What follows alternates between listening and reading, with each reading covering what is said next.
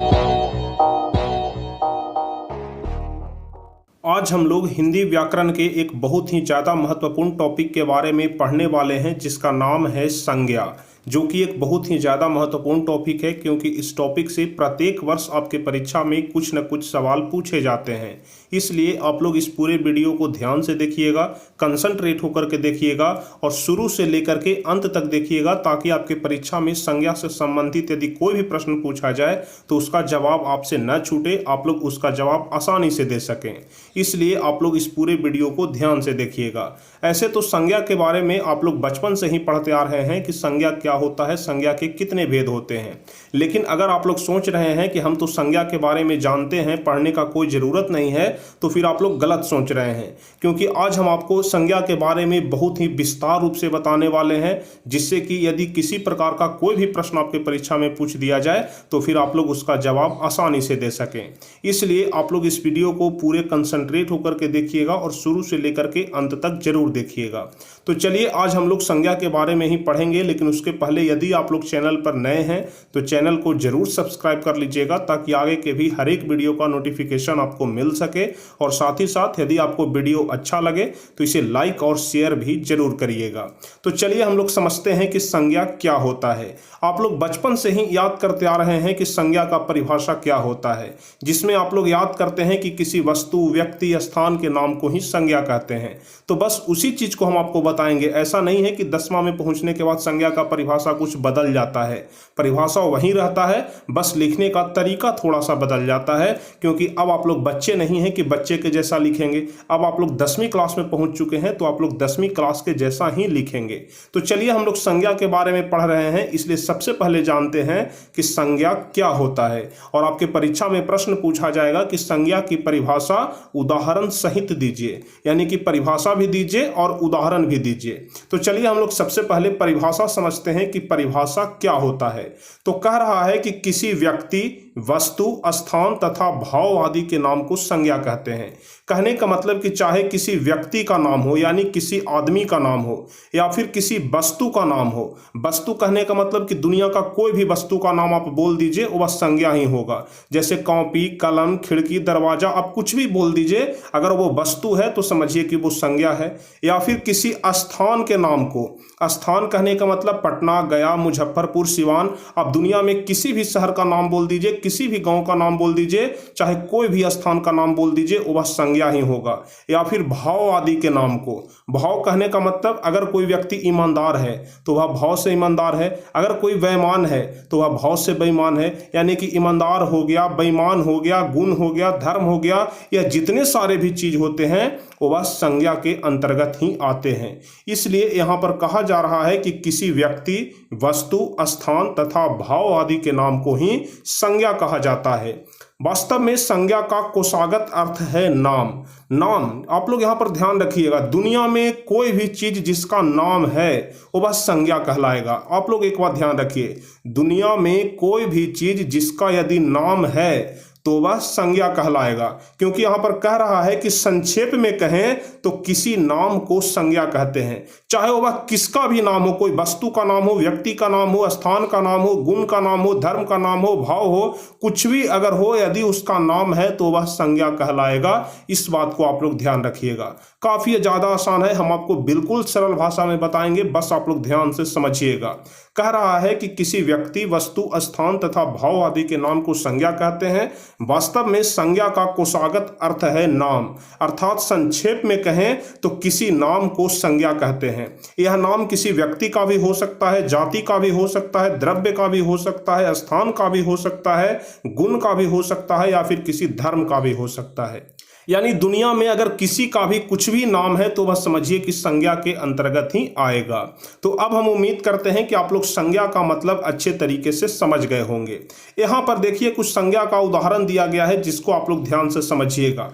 क्योंकि यहाँ पर प्रश्न में पूछ रहा है कि संज्ञा का परिभाषा उदाहरण सहित दीजिए। तो यहाँ पर हम कुछ उदाहरण दे दिए हैं जिसको आप लोग याद रखेंगे। ऐसे तो संज्ञा का उदाहरण याद करने का चीज नहीं है, आपके मन में जो कुछ भी आ रहा है यदि बोल दीजिए तो बस संज्ञा हो जाएगा। जैसे खिड़की बोल दिए, दरवाजा बोल दिए, रोहन बोल दिए, सोहन बोल दिए, पटना बोल दिए, दिल्ली बोल दिए, मुजफ्फरपुर बोल दिए, दूध बोल दिए, दही बोल दिए, या फिर आप कुछ भी बोल दीजिए वो बस संज्ञा के अंतर्गत ही आएगा। बस इसको अलग अलग कैटेगरी में बांट दिया गया है, यानी कि जो संज्ञा के 5 भेद होते हैं उसमें बांट दिया गया है, जिसके बारे में अभी हम आपको आगे विस्तार रूप से बताएंगे कि कौन सा चीज किस संज्ञा के अंतर्गत आता है। फिलहाल यहां पर आप लोग संज्ञा का कुछ उदाहरण देख लीजिए, जैसे मोहन, करीम, झील, गीता, कलम, पेंसिल, पटना, दिल्ली, मनुष्य, पत्थर, सेना, लड़कपन, बुढ़ापा इत्यादि। यहां पर जितना कुछ भी हम नाम यहां पर बोल रहे हैं यह सारा जो है वह सारा का सारा ही क्या है, संज्ञा है। तो इसको आप लोग जरूर ध्यान रखिएगा। अब आप लोग संज्ञा के 5 भेद के बारे में भी जरूर सुने होंगे या फिर जानते होंगे कि संज्ञा के 5 भेद होते हैं। तो यहां पर दूसरा प्रश्न कह रहा है कि संज्ञा के कितने भेद हैं, सोदाहरण सहित लिखें। सोदाहरण कहने का मतलब कि पहले तो आपको भेद के बारे में बताना है कि संज्ञा के कितने भेद होते हैं, उसके बाद उस भेद का परिभाषा क्या होगा और उसका उदाहरण क्या होगा। यानी सोदाहरण कहने का मतलब यही होता है कि परिभाषा के साथ उदाहरण देना, उसको क्या कहते हैं, सोदाहरण कहते हैं। तो चलिए हम लोग समझते हैं कि संज्ञा के कितने भेद होते हैं और उसका उदाहरण क्या क्या होगा। तो कह रहा है कि संज्ञा के 5 भेद होते हैं जो निम्नलिखित हैं, यानी कि नीचे लिखा हुआ है, जिसमें सबसे पहला होता है जातिवाचक संज्ञा। आप लोग संज्ञा के 5 भेद के बारे में जरूर जानते होंगे, लेकिन फिर भी यहाँ पर आप लोग ध्यान से देखिएगा और समझिएगा। हो सकता है कि आप जो जानते हैं उससे कुछ अलग हट करके हम आपको बताएं जो आपके परीक्षा में पूछ दिया जाए, इसलिए आपके लिए काफी ज्यादा महत्वपूर्ण है। आप लोग ध्यान से बस समझिएगा। सबसे पहला है जातिवाचक संज्ञा। कह रहा है कि इसमें जाति भर का बोध होता है, जैसे यहाँ पर गाय हो गया, भैंस हो गया, लड़का लड़की, औरत मर्द, आदमी, कलम, फूल इत्यादि। कहने का मतलब हुआ कि संपूर्ण जाति का बोध होता है। जैसे हम बोल रहे हैं गाय, तो ऐसा नहीं न है कि हम अपने गाय के बारे में बोल रहे हैं, यानी कि जो गाय हमारे घर में है हम उसके बारे में बोल रहे हैं, ऐसा बिल्कुल नहीं है। यदि हम गाय बोल रहे हैं तो यह पूरे गाय जाति का बोध करा रहा है, यानी कि दुनिया में जितने सारे भी गाय हैं सारे गाय के बारे में बोध करा रहा है। यदि हम बोल रहे हैं कि कलम, तो कलम कहने का मतलब कि ऐसा कलम नहीं जो सिर्फ हमारे पास है। कलम कहने का मतलब कि कलम के संपूर्ण जाति का बोझ हो रहा है जो पूरे दुनिया भर में है, यानी कि पूरे दुनिया के कलम के बारे में बोध हो रहा है। यानी कि जातिवाचक संज्ञा हम उसे कहते हैं जिससे कि संपूर्ण जाति का बोध होता है, उसे ही हम लोग क्या कहते हैं, जातिवाचक संज्ञा। जैसे उदाहरण आप लोग ध्यान रखिएगा, लड़का लड़की, औरत मर्द, आदमी, गाय बैल, कलम फूल इत्यादि। इस प्रकार से बहुत सारे उदाहरण हो सकते हैं जिसका नाम आप लोग ध्यान रखेंगे। उसके बाद संज्ञा का दूसरा भेद है व्यक्तिवाचक संज्ञा। व्यक्तिवाचक संज्ञा कहने का मतलब कि किसी खास व्यक्ति का बोध हो, या फिर किसी खास वस्तु का बोध हो, या फिर किसी खास जगह का बोध हो, उसे ही हम लोग व्यक्तिवाचक संज्ञा कहते हैं। जैसे मान लिया जाए कि हमारा नाम है प्रिंस, तो प्रिंस कहने का मतलब कि हम किसी खास व्यक्ति के बारे में बोधित कर रहे हैं। जैसे हम बोल दिए राम, तो राम कहने का मतलब कि हम किसी खास व्यक्ति का नाम ले रहे हैं। जैसे हम बोल दिए पटना, तो पटना कहने का मतलब कि हम किसी खास जगह का नाम ले रहे हैं। इसी प्रकार से जब हम बोल दिए सूरज, तो सूरज कहने का मतलब कि हम किसी खास व्यक्ति का, किसी खास वस्तु का, किसी खास जगह का नाम ले रहे हैं। तो इस प्रकार से यदि किसी खास व्यक्ति का बोध हो, किसी खास वस्तु का बोध हो, या फिर किसी खास जगह का बोध हो, तो उसे क्या कहते हैं, व्यक्तिवाचक संज्ञा कहते हैं। इसको आप लोग ध्यान रखिएगा। यहां पर बहुत सारा उदाहरण लिखा गया है, इसमें से कोई भी आप लोग 4-5 उदाहरण ध्यान रखिएगा। उसके बाद तीसरा होता है भाववाचक संज्ञा, जो आपके परीक्षा के दृष्टिकोण से काफी ज्यादा महत्वपूर्ण है। अगर आपके परीक्षा में पूछा जाएगा तो भाववाचक संज्ञा से ही कुछ प्रश्न पूछे जाएंगे, इसलिए आप लोग भाववाचक संज्ञा के बारे में अच्छे तरीके से समझिएगा। बहुत सारे लड़के होते हैं जो भाववाचक संज्ञा में कंफ्यूज कर जाते हैं, लेकिन हम आपको ऐसा ट्रिक बताएंगे जिससे आप जिंदगी भर भाववाचक संज्ञा नहीं भूल पाएंगे। तो बस आप लोगों को वीडियो देखना है और वो भी ध्यान से देखना है। कह रहा है कि इसमें किसी व्यक्ति या वस्तु के गुण का पता चले, दोष, स्वभाव, अवस्था आदि का बोध होता है, उसे ही हम लोग भाववाचक संज्ञा कहते हैं। आप लोग इस प्रकार से यदि नहीं याद रख सकते हैं या फिर आपको पहचानने में दिक्कत होता है कि भाववाचक संज्ञा क्या होता है, तो बस आप लोग सिंपल एक ट्रिक ध्यान रखिएगा। दुनिया में कोई भी वैसा चीज जिसे हम स्पर्श नहीं कर सकते हैं, यानी कि छू नहीं सकते हैं, सिर्फ महसूस कर सकते हैं, उसे ही हम भाववाचक संज्ञा कहते हैं। बहुत ही ज्यादा सिंपल है। बस आप लोग जिसको महसूस कर सकते हैं या फिर कह सकते हैं कि दुनिया का कोई भी ऐसा चीज जिसको सिर्फ महसूस किया जाता हो, उसे हम लोग छू नहीं सकते हैं, उसे क्या कहते हैं? भाववाचक संज्ञा कहते हैं। जैसे यहां पर ईमानदारी लिखा गया है, तो ईमानदारी को आज तक किसी ने छुआ है? नहीं छुआ है, सिर्फ इसको हृदय से महसूस किया जाता है। दिल से हम लोग यहां पर महसूस कर सकते हैं कि कोई व्यक्ति ईमानदार है कि बेईमान है। तो चाहे ईमानदार हो गया या बेईमान हो गया, या भाववाचक संज्ञा होगा। जैसे बुढ़ापा की यदि हम लोग बात करें, तो बुढ़ापा को आज तक कोई छुआ है? सिर्फ महसूस करता है कि वह व्यक्ति बूढ़ा हो गया है, यानी कि बुढ़ापा को कभी भी छुआ नहीं जा सकता है। जैसे लंबाई हो गया, चौड़ाई हो गया, अच्छाई हो गया, बुराई हो गया, एकता हो गया, वीरता हो गया, दीनता हो गया, सरलता हो गया, इस प्रकार से बहुत सारे ऐसे उदाहरण हैं जो कि भाववाचक संज्ञा के अंतर्गत आते हैं।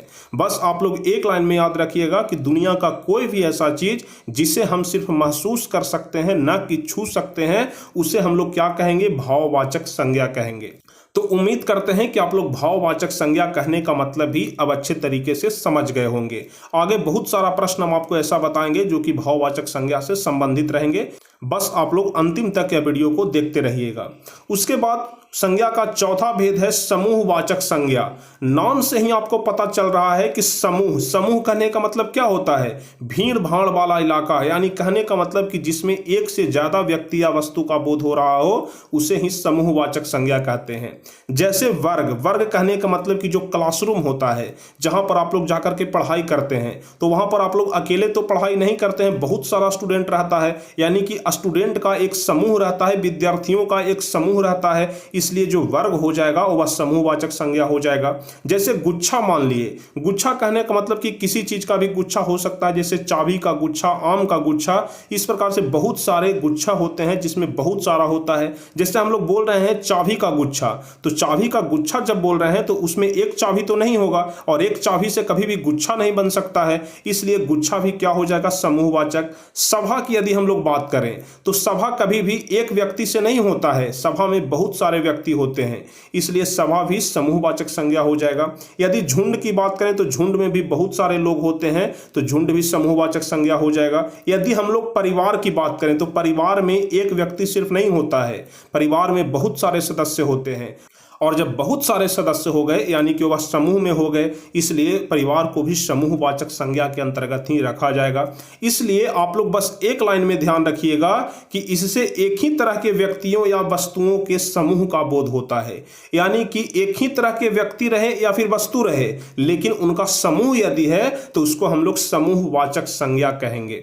तो उम्मीद करते हैं कि समूहवाचक संज्ञा भी आप लोग समझ गए होंगे। और सबसे लास्ट में होता है द्रव्यवाचक संज्ञा, और द्रव्यवाचक संज्ञा का सबसे आसान परिभाषा है कि दुनिया का कोई भी ऐसा वस्तु जिसे हम लोग नाप या तौल सकते हैं, उसे ही हम लोग द्रव्यवाचक संज्ञा कहते हैं।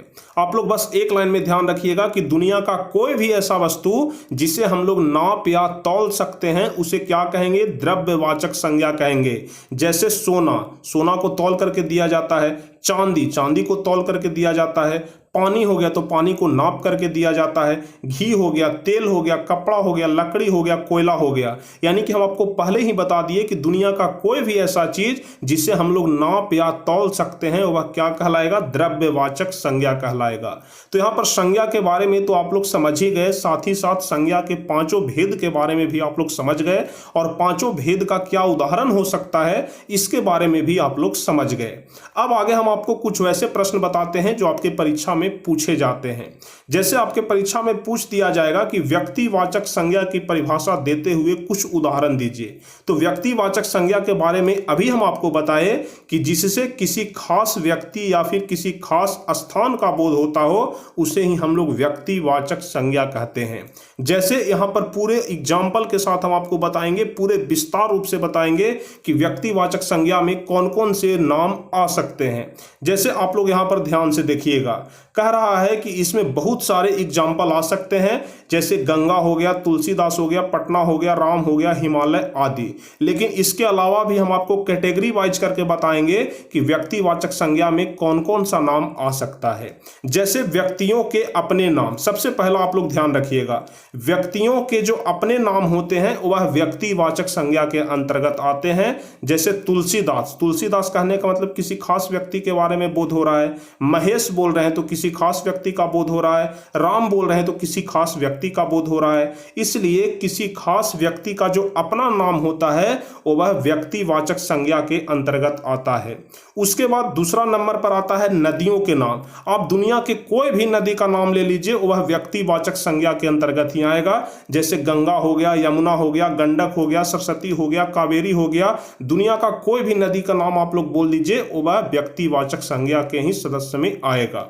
उसके बाद तीसरा होता है झील का नाम। आप दुनिया के कोई भी झील का नाम बोल लीजिए, वह व्यक्तिवाचक संज्ञा ही होगा। जैसे डल झील हो गया, बैकाल झील हो गया, टिटिकाका झील हो गया। इस प्रकार से आप कोई भी झील का नाम बोल लीजिए, वह व्यक्तिवाचक संज्ञा होगा। उसके बाद समुद्रों के नाम, समुद्र भी बहुत सारा है, जैसे प्रशांत महासागर, हिंद महासागर, अंटार्कटिक महासागर। इस प्रकार से बहुत सारे ऐसे महासागर हैं जो कि व्यक्तिवाचक संज्ञा के अंतर्गत में ही आएंगे। उसके बाद पहाड़ों के नाम, जैसे अल्पस हो गया, विंध्याचल पर्वत हो गया, हिमालय पर्वत हो गया। इस प्रकार से जितने सारे भी पहाड़ हैं, पर्वत हैं, वह सभी क्या होंगे, व्यक्तिवाचक संज्ञा होंगे। क्यों होंगे? क्योंकि इससे किसी खास जगह का बोध हो रहा है। जैसे हम यहाँ पर हिमालय बोल रहे हैं तो ऐसा तो नहीं ना है कि दुनिया में बहुत सारा हिमालय है, हम किसी एक स्थान के बारे में बोधित कर रहे हैं, इसलिए वह व्यक्तिवाचक संज्ञा होगा। उसके बाद गांव का नाम, दुनिया में जितने सारे भी गांव हैं वह सभी व्यक्तिवाचक संज्ञा के ही अंतर्गत में आएंगे। जैसे आप कोई भी गांव का नाम बोल लीजिए, सारा व्यक्तिवाचक ही होगा। उसके बाद नगर का नाम, नगर के नाम में जैसे जमशेदपुर हो गया, पटना हो गया, रांची हो गया, दिल्ली हो गया, मुंबई हो गया। आप कोई भी शहर का नाम बोल लीजिए, वह व्यक्तिवाचक संज्ञा के अंतर्गत ही आएगा। उसके बाद 8वां नंबर पर है सड़कों के नाम, दुकानों के नाम या फिर प्रकाशनों आदि के नाम। जैसे यहाँ पर आप लोग कोई भी रोड का नाम बोल सकते हैं। जैसे पटना में है अशोक राजपथ, तो आप लोग अशोक राजपथ भी बोल सकते हैं। पोस्टल पार्क हो गया तो पोस्टल पार्क बोल सकते हैं। नेशनल हाईवे 33 हो गया, वह भी, मतलब जितने सारे भी सड़कों के नाम हैं वह क्या होंगे, व्यक्तिवाचक संज्ञा होंगे। दुकानों के नाम, जैसे आप लोग जानते होंगे तो संजय किराना स्टोर, या फिर किसी दुकान का अलग एक नाम रहता है, फलना वस्त्रालय, फलना वस्त्रालय, फलना दवाखाना। इस प्रकार से जितने सारे भी दुकान का नाम है वह व्यक्तिवाचक संज्ञा होगा। या फिर प्रकाशन का नाम, आप लोग जब दुकान में किताब खरीदने के लिए जाते होंगे तो बोलते होंगे कि हमें किरण पब्लिकेशन का दे दीजिए, हमें बीबीडी का गेस्ट पेपर दे दीजिए, हमें ब्रिलियंट पब्लिकेशन का दे दीजिए। इस प्रकार से जितने सारे भी प्रकाशन का नाम हो जाएगा वह सभी व्यक्तिवाचक संज्ञा के अंतर्गत ही आएगा। उसके बाद महादेशों के नाम, महादेश के नाम में जैसे एशिया हो गया, यूरोप हो गया, अफ्रीका हो गया। इस प्रकार से जितने सारे भी महादेश हैं सभी व्यक्तिवाचक संज्ञा के अंतर्गत ही आएगा। उसके बाद देश का नाम, जैसे भारत हो गया, पाकिस्तान हो गया, चीन हो गया, रूस हो गया, जापान हो गया, अमेरिका हो गया। जितने सारे भी देश का नाम है वह सभी व्यक्तिवाचक संज्ञा के अंतर्गत ही आएगा। उसके बाद राज्यों के नाम, आप लोग यहाँ पर कोई भी राज्य का नाम ले लीजिए, जैसे उड़ीसा, बिहार, महाराष्ट्र, झारखंड, उत्तर प्रदेश। इस प्रकार से जितने सारे भी राज्य हैं सभी व्यक्तिवाचक संज्ञा के अंतर्गत ही आएंगे। हम आपको शुरू में ही बता दिए थे कि पूरे विस्तार पूर्वक हम आपको बताएंगे। शायद आप लोग यह सभी चीज के बारे में पहले से नहीं जानते होंगे, इसलिए यहाँ पर हम आपको पूरे विस्तार से बता रहे हैं ताकि एक चीज भी आपसे न छूटे और एक भी प्रश्न आपसे न छूटे। इसलिए आप लोग ध्यान से बस इस वीडियो को देखते रहिए। उसके बाद पुस्तकों के नाम, दुनिया में किसी भी किताब का नाम आप लोग ले लीजिए, वह व्यक्तिवाचक संज्ञा के अंतर्गत ही आएगा। जैसे हो गया रामायण, महाभारत, सूरसागर, जितने सारे भी किताब का नाम है व्यक्तिवाचक संज्ञा होगा। उसके बाद हो गया पत्र पत्रिकाओं के नाम, जैसे दीनमान, अवकाश जगत। इस प्रकार से जितने सारे भी पत्र पत्रिका है सभी का नाम व्यक्तिवाचक संज्ञा के अंतर्गत ही आएगा। उसके बाद त्योहारों के नाम, ऐतिहासिक घटनाओं के नाम, जैसे होली हो गया, दीपावली हो गया, गणतंत्र दिवस हो गया, स्वतंत्रता दिवस हो गया, बाल दिवस हो गया। जितने सारे भी पर्व त्योहार हैं या फिर ऐतिहासिक घटना है सभी व्यक्तिवाचक संज्ञा के अंतर्गत ही आएगा। उसके बाद ग्रह नक्षत्रों के नाम, आप लोग ग्रह नक्षत्र का नाम लेते हैं, जैसे चंद्र हो गया, रोहिणी हो गया, सूर्य हो गया, मंगल हो गया, पृथ्वी हो गया, बुध हो गया। जितने सारे भी ग्रह होते हैं, नक्षत्र होते हैं, सभी का नाम व्यक्तिवाचक संज्ञा के अंतर्गत ही आएगा। उसके बाद बाद महीनों के नाम, महीनों के नाम कहने का मतलब कि जनवरी फरवरी से लेकर आप लोग नवंबर दिसंबर तक बोल दीजिए, या फिर हिंदी जो मास होता है जैसे आश्विन कार्तिक अगहन पूष माघ फागुन, जितने सारे भी हिंदी महीने होते हैं सभी का नाम व्यक्तिवाचक संज्ञा के अंतर्गत ही आएगा। उसके बाद सबसे लास्ट होता है दिनों के नाम।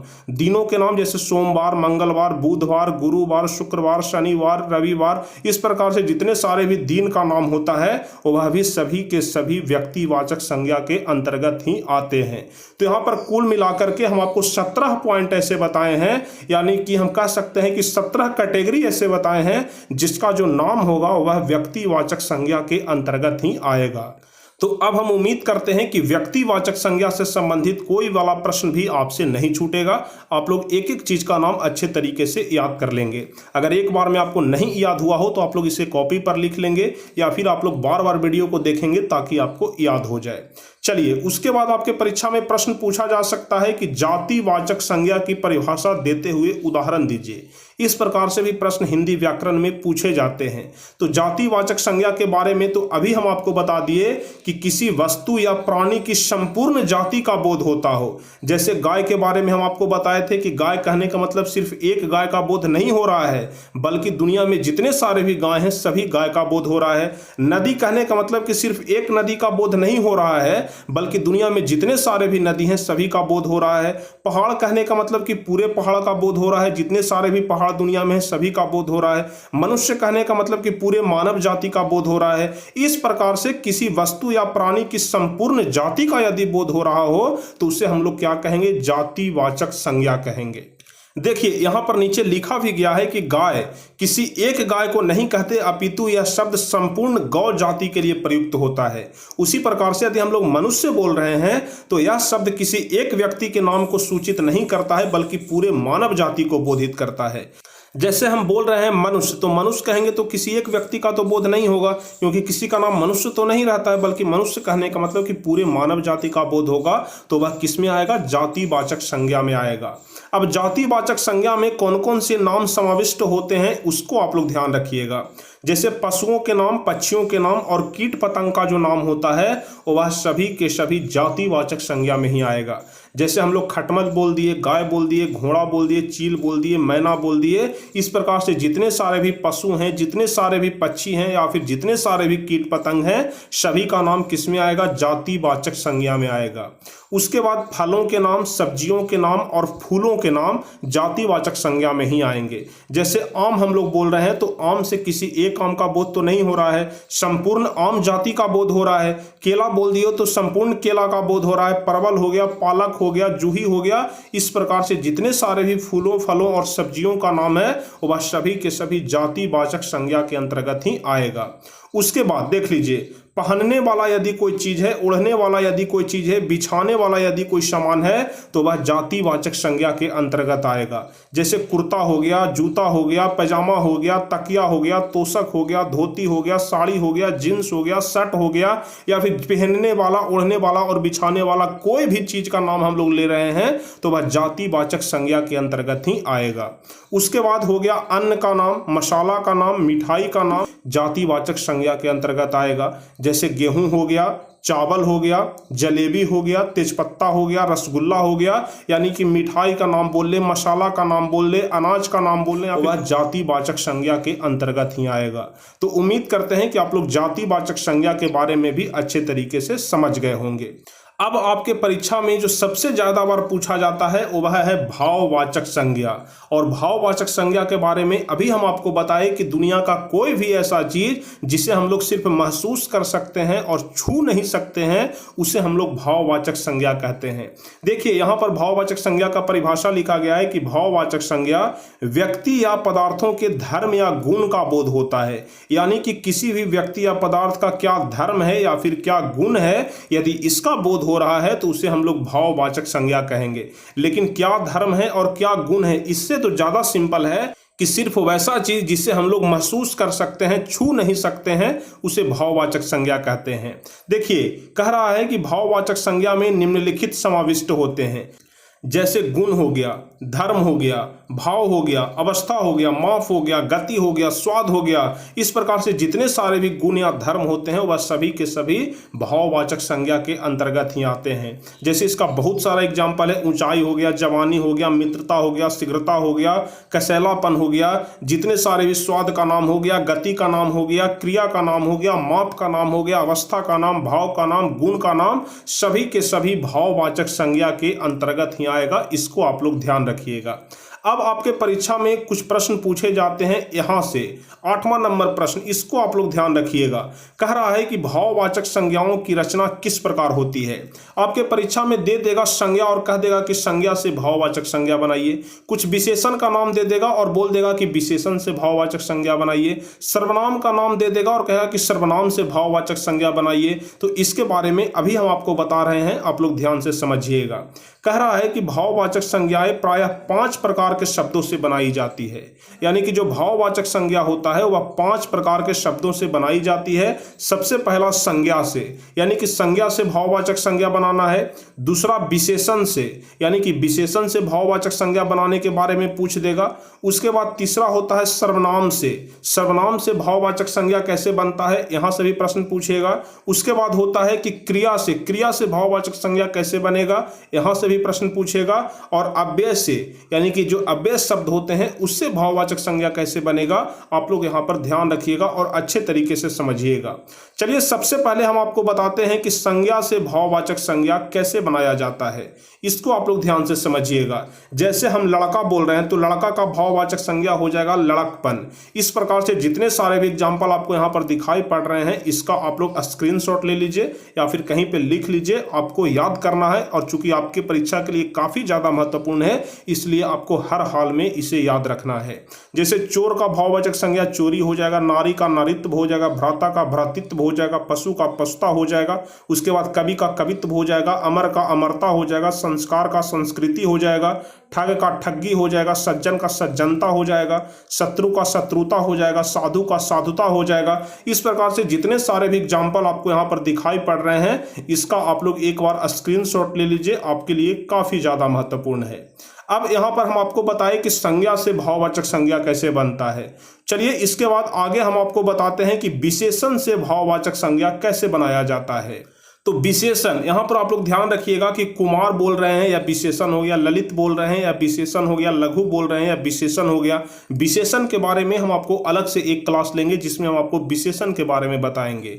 ऐसे आप लोग विशेषण का परिभाषा जानते होंगे कि वैसा शब्द जो संज्ञा और सर्वनाम का विशेषता बतलाता हो उसे हम लोग विशेषण कहते हैं। और सर्वनाम का परिभाषा आप लोग जानते होंगे कि जो संज्ञा के बदले में प्रयुक्त होता है। तो सर्वनाम के बारे में, विशेषण के बारे में अलग से हम आपको वीडियो बना करके बताएंगे। फिलहाल यहां पर आप लोग विशेषण से भाववाचक संज्ञा कैसे बनता है इसको ध्यान रखिएगा। जैसे महान से महत्ता हो गया या फिर महत्व हो गया, अरुण से अरुणिमा हो गया, अच्छा से अच्छाई हो गया, चालाक से चालाकी हो गया। इस प्रकार से जितने सारे भी एग्जाम्पल आपको यहां पर दिखाई पड़ रहे हैं, इसका या तो आप स्क्रीनशॉट ले लीजिए या फिर कहीं पे लिख लीजिए, आपके लिए काफी ज्यादा महत्वपूर्ण है। और उसके बाद चौथे नंबर पर हम आपको बताएंगे कि सर्वनाम से भाववाचक संज्ञा, यानी कि सर्वनाम से भाववाचक संज्ञा कैसे बनाया जाता है, इसको आप लोग ध्यान से समझिए। सर्वनाम, जो शब्द संज्ञा के बदले में प्रयुक्त होता है उसे सर्वनाम कहते हैं। जैसे अहम हो गया तो अहम से बन जाएगा अहंकार। उसके बाद सर्व हो गया तो सर्वस्व हो गया, निज हो गया तो निजता हो गया, अपना से अपनापन हो जाएगा। यानी कि सर्वनाम से भाववाचक संज्ञा कैसे बनता है इसको आप लोग ध्यान रखिएगा।